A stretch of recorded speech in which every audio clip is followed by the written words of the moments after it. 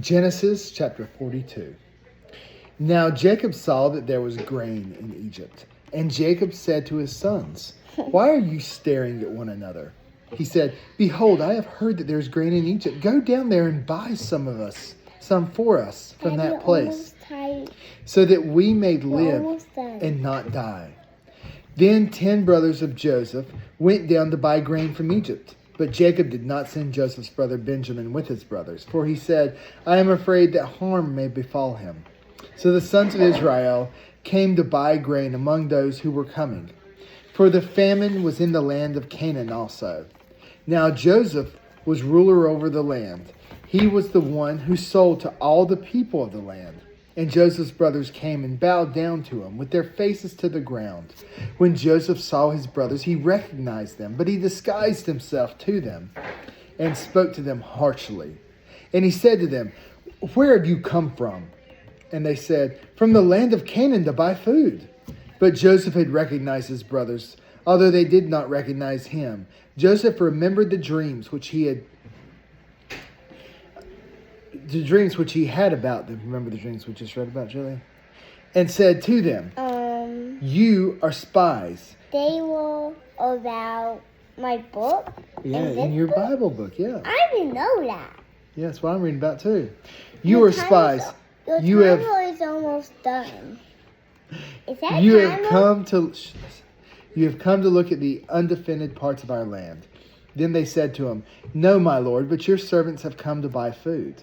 We are all sons of one man. We are honest men. Your servants are not spies." Yet he said to them, "No, but you have come to look at the undefended parts of our land." But they said, "Your servants are 12 brothers in all, the sons of one man, in the land of Canaan. And behold, the youngest was with our father today, and one is no longer alive." Joseph said to them, "It is as I said to you, you are spies. By this you will be tested, by the life of Pharaoh. You shall go from this place, unless your youngest brother comes here. Send one of you that he may get your brother while you remain confined, that your words may be tested whether there is truth in you. But if not, by the life of Pharaoh, surely you are spies." So he put them all together in prison for 3 days. Now Joseph said to them, "On the 3rd day, do this and live, for I fear God. If you are honest men, let one of your brothers be confined in your prison. But as for the rest of you, go, carry grain for the famine of your households. And bring your youngest brother to me, so your words may be verified, and you will not die." And they did so. Then they said to one another, "Truly we are guilty concerning our brother, because we saw the distress of his soul when he pleaded with us, yet we would not listen. Therefore this distress has come upon us." Reuben answered them, saying, "Did I not tell you? Do not sin against the boy, and you would not listen. Now comes the reckoning for his blood." They did not know, however, that Joseph understood, for there was an interpreter between them. He turned away from them and wept. But when he returned to them and spoke to them, he took Simon from them and bound him before their eyes.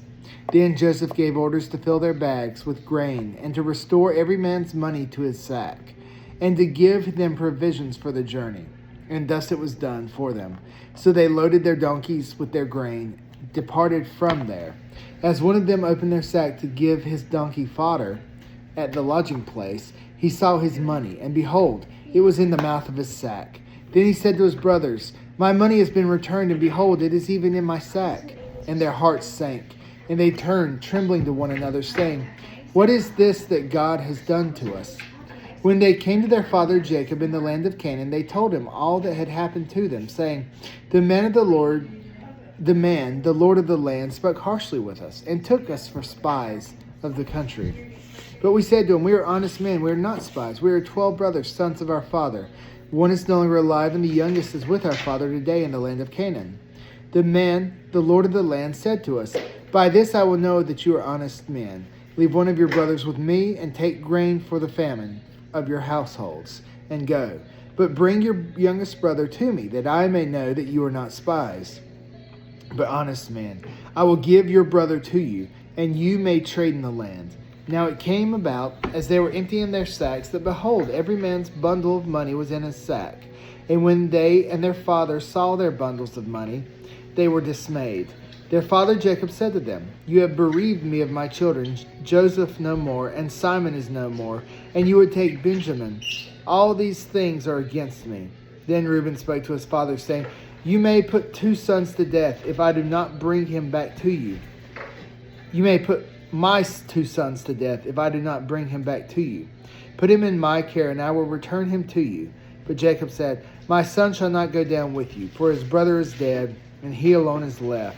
If harm should befall him on the journey you are taking, then you will bring my gray hair down to Sheol in sorrow."